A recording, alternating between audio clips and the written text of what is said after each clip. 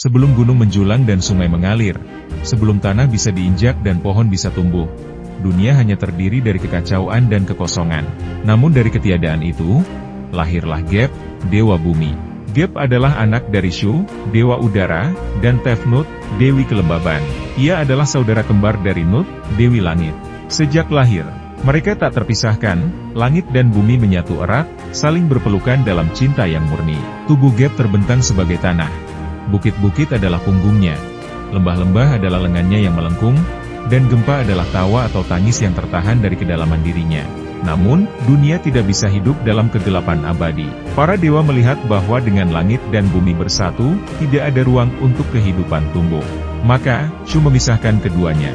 Ia mengangkat Nut ke atas menjadi langit, dan menahan Geb tetap di bawah sebagai bumi. Geb menjerit dalam diam.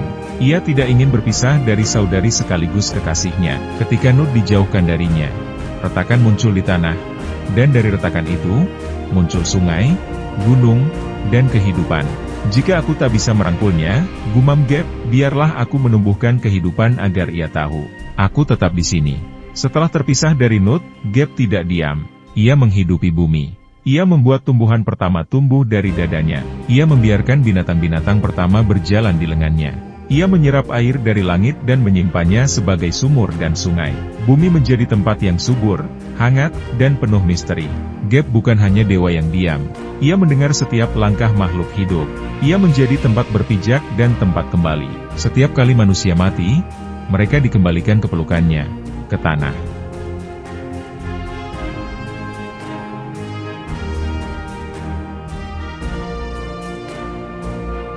Meski terpisah dari Nut, cinta antara langit dan bumi tidak pernah padam. Dari kejauhan mereka merindu, dan dari kerinduan itu, Nut mengandung 5 anak agung. Geb tahu bahwa anak-anak ini akan mengemban kekuatan besar. Maka ia memperhatikan dengan penuh kasih dan rasa takut bahwa mereka akan saling mencintai, atau saling menghancurkan. Anak-anak itu lahir dalam hari-hari tersembunyi dari matahari, hari yang dicuri oleh Thoth dari waktu. Mereka adalah Osiris, dewa kehidupan dan kematian; Isis, dewi sihir dan cinta; Set, dewa kekacauan dan badai; Nephthys, dewi malam dan pelindung jiwa; Horus Tua, dewa langit pertama. Saat kelima dewa tumbuh, dunia mulai bergetar oleh kekuatan mereka. Osiris membawa kemakmuran, Isis menebar keajaiban, Set memancing badai, dan Horus Tua memandang langit seolah ingin naik ke tahta bintang. Geb, sang ayah, merasa bangga, tapi ia juga khawatir. Ia merasakan getaran halus di tubuhnya, tanda bahwa konflik sedang tumbuh di antara anak-anaknya. Aku mencintai mereka semua, kata Geb pada dirinya sendiri. Tapi aku tidak bisa menghentikan takdir. Ia bisa merasakan kemarahan Set menggelegak seperti magma di perut bumi. Ia tahu, darah akan tumpah. Suatu malam, Geb memanggil para dewa untuk menyampaikan sesuatu yang mengejutkan.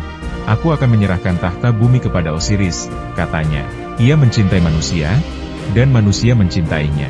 Ia cocok memimpin dunia yang terus tumbuh. Set murka, bumi bergetar hebat malam itu. Gurun pasir bergolak, dan badai melanda pegunungan. Geb menahan amarah anaknya, tapi tahu, perpecahan telah dimulai. Dan dari perpecahan itu, tragedi kelak akan datang.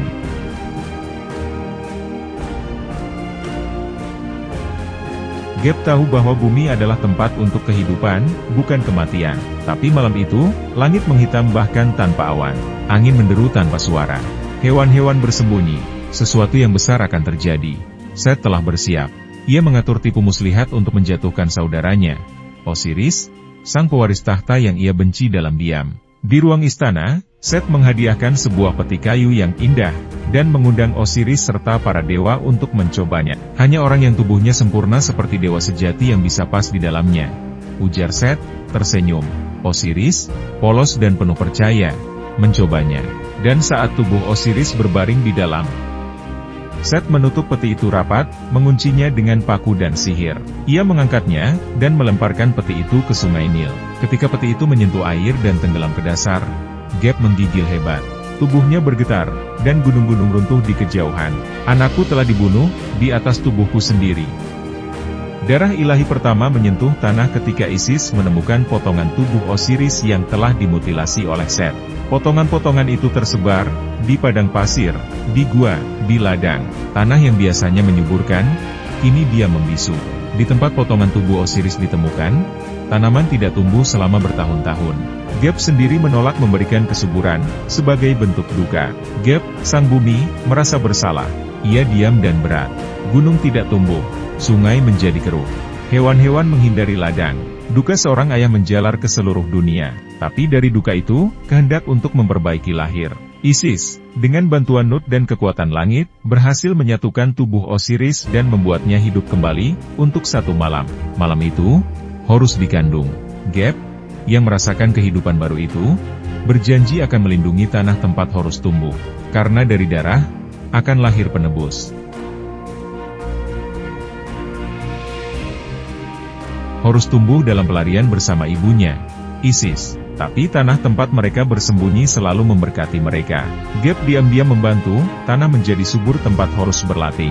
Batu-batu membentuk gua pelindung saat Set mencarinya. Pohon-pohon membungkuk, menutupi jejak kaki anak sang pewaris. Saat Horus tumbuh, suaranya bergema dari langit ke tanah, "Aku akan menuntut hakku, atas nama ayahku, dan demi tatanan yang hancur oleh Set."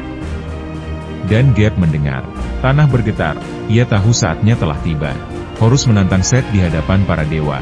Pertarungan ini tidak hanya tentang kekuatan, tapi juga tentang siapa yang lebih layak menjaga dunia. Set menunggangi badai dan gurun. Horus terbang bersama matahari pagi. Mereka bertarung, di sungai, di mana air memerah. Di pegunungan, di mana batu retak. Di ladang dan hutan, yang kemudian kering dan mati. Tubuh Gap menjadi medan perang. Setiap luka pada tanah adalah luka pada dirinya sendiri. "Cukup," bisik Gap suatu malam. "Tanahku tak bisa terus meminum darah kalian." Setelah puluhan tahun pertarungan yang tak kunjung selesai, Gap muncul di tengah para dewa. Ia bukan hanya bumi yang mereka injak, ia adalah ayah, dan penguasa yang pernah memegang tahta. Ia bersuara, "Dulu aku menyerahkan dunia ini kepada Osiris. Kini, aku menyerahkan warisan itu kepada Horus." Karena ia bukan hanya kuat, ia mengerti keseimbangan antara langit dan bumi. Set terdiam, para dewa terdiam. Bintang-bintang di atas pun berhenti berkedip sejenak.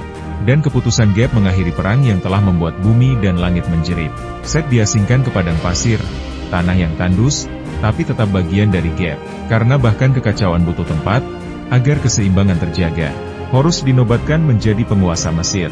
Ia menginjak tanah dengan ringan, karena ia tahu, bumi adalah ayah yang menyimpan segalanya, rasa sakit, cinta, dan harapan. Gap tersenyum diam di balik pegunungan dan ladang yang kembali menghijau.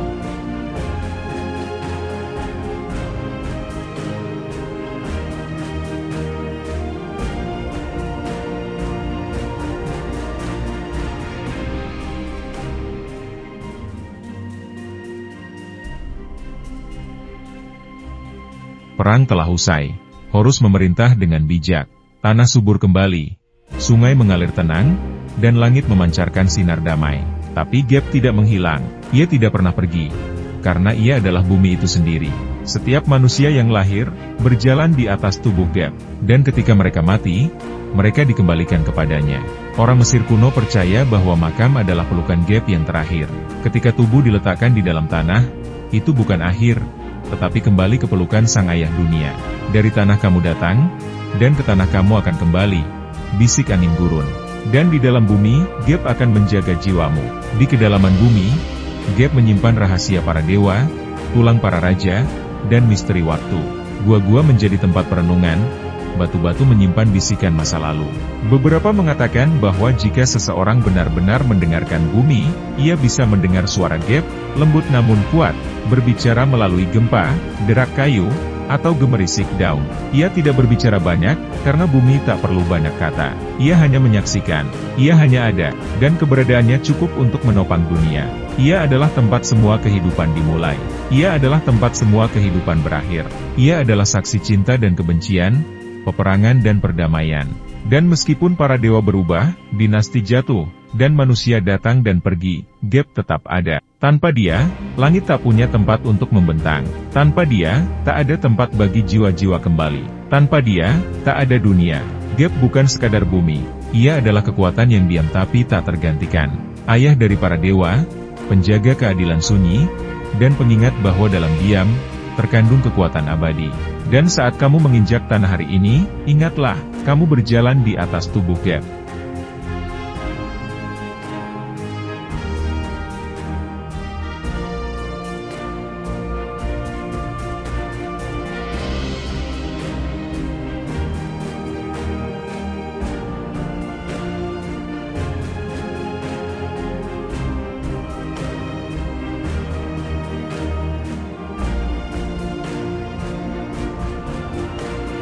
Terima kasih sudah ikut perjalanan seru bareng Urban Journey. Jangan lupa like, share, komen, dan subscribe biar nggak ketinggalan petualangan seru selanjutnya. Aktifkan lonceng, karena setiap tempat punya cerita, dan setiap perjalanan punya makna. Sampai ketemu di video berikutnya.